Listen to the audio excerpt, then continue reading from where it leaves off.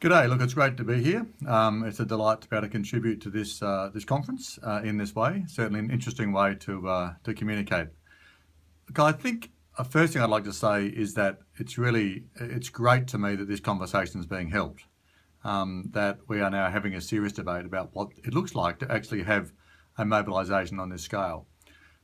When I first wrote a paper called the 1 Degree War Plan with Professor Jørgen Randers from Norway, in 2009, there was a very kind of almost negative reaction to the idea. There was still this sort of attachment many people had to the idea of incremental change would be enough, that we wouldn't need to really have a kind of revolutionary response.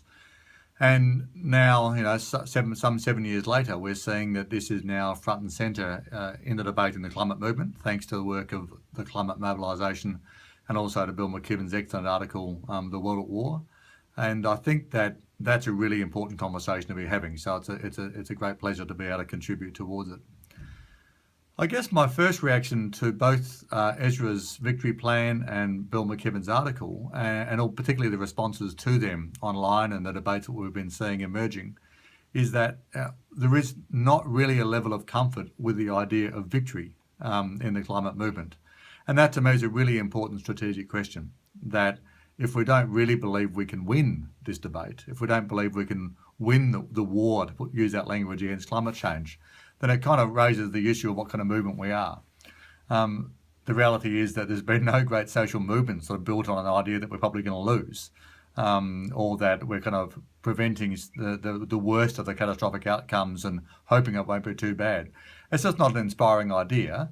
It's also not a possible outcome in this particular issue, because we know that uncontrolled climate change, or even moderately controlled climate change, is catastrophic. It risks the stability of the global economy and society. It is an existential threat. And so we really have to face up to the fact that we have to win. And therefore we need to build a movement that is about winning.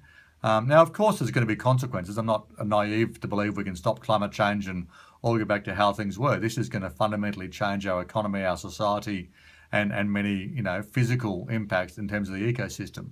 But there is a big difference between ending up on the other side of this consequences with a stable world versus going into a serious declining and potential for collapse. So it's really an important issue, this one of winning. If we're not prepared to win, then you have to wonder why we're fighting it. I mean, if we don't really believe it's possible to win, then I think we have to raise some questions about the strategy we're taking and the way the movement's organised, if we're kind of destined to failure in that way. So I think it's a really important issue, and I thank both the climate mobilisation and Bill McKibben for their work in this area. And it was a great pleasure to contribute to that by writing the foreword for Ezra Silk's paper, the Victory Plan. The other thing I wanted to address, which is really, to me, fundamental in this area, and in the debates both in the climate movement, but more broadly, depending on how you define the movement, more broadly in society, amongst the mainstream debates in economics, in politics, in policy, and so on, is the role of economics and the role of capitalism. I'm a believer in the idea that markets can be mobilised for action on climate change. In fact, they have to be. And we're seeing that today with the solar industry, with electric cars, with a whole range of opportunities for very significant growth in industries that have it within them to destroy the fossil fuel industry in economic terms. And that's a really important development. But there's sort of two aspects to this. And I want to address the first one, which is the attitude inside the climate movement. This is the one where it sees capitalism as a problem. Now, I'm not one to defend capitalism in its current form. In fact, my book, The Great Disruption, challenged the very thesis of economic growth being continual, the fact that our economic model needed some radical transformational change because the current assumptions about infinite growth were clearly delusional, that consumerism and the sort of shopping as entertainment, if you like, was not a advanced form of civilization.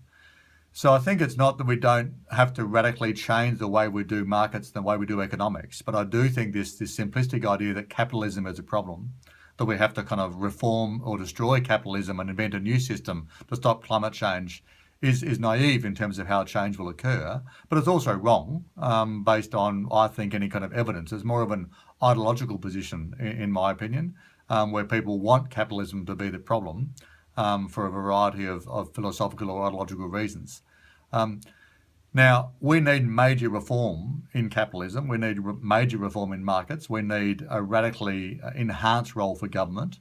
We need government to direct the market and control the market, the way it did in World War II, as in Bill's article and in Ezra's victory plan, it articulates what that looks like. But that's not the end of capitalism. That's a different form of capitalism.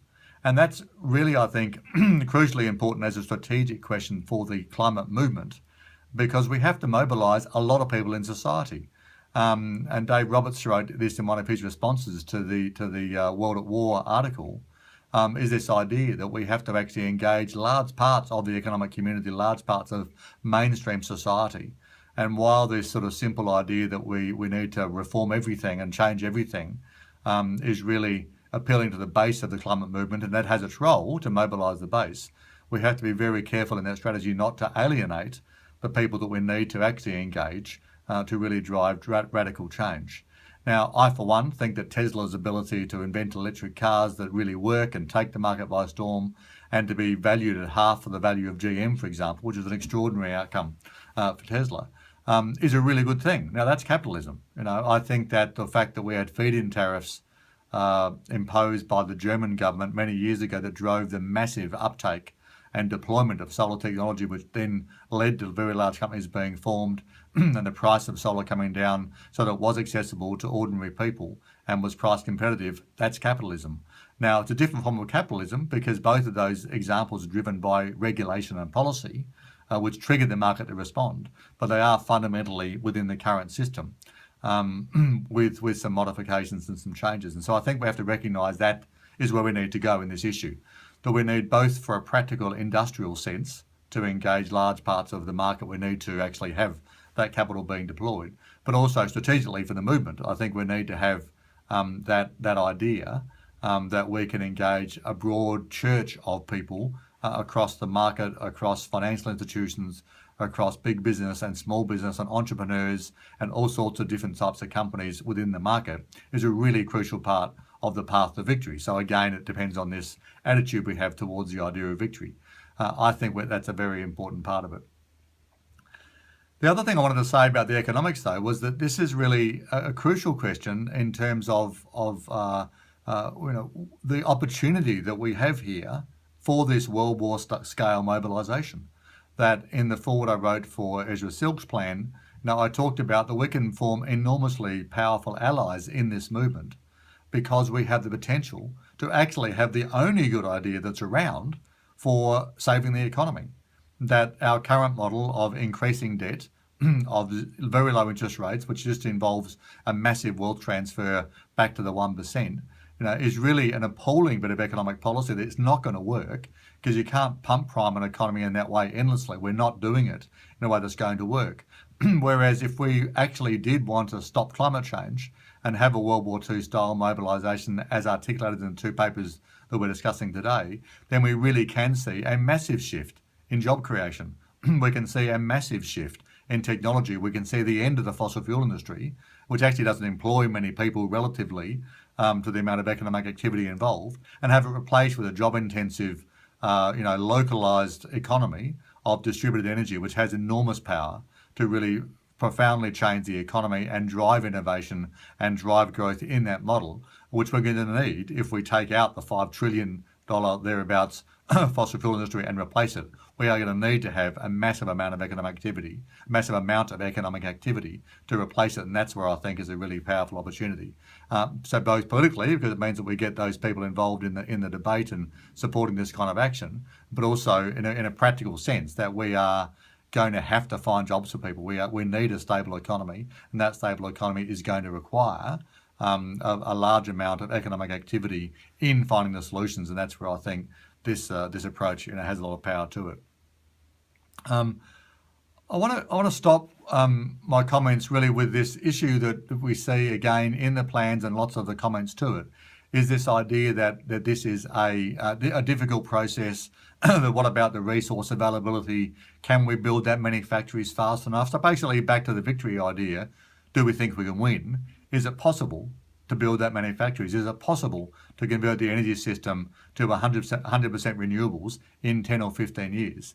I'm convinced that it is. I'm convinced there are issues we're going to have to confront in that process, but we don't have to answer them all now, because that's not what's holding us back. If there are resource constraints, if there are issues about moving that fast in terms of industrialising, if you like, at that scale to deliver that much solar power, that much wind power, that many changes in agriculture, in food production and so on, then we need to find answers to that as we go along once we've started. They shouldn't be a distraction from starting.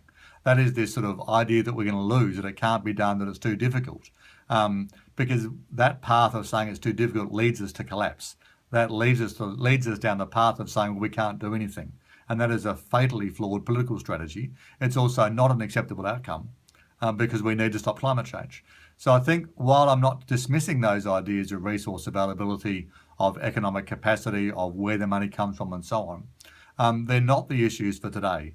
If we had have done a kind of technical analysis, if you like, of the World War II mobilisation in the United States, then we would have concluded that much of what was in the end achieved was impossible, because it's very hard to imagine that world when you start. So I think we should recognise they are real issues, but they're not today's issues. Today's issue is very simple.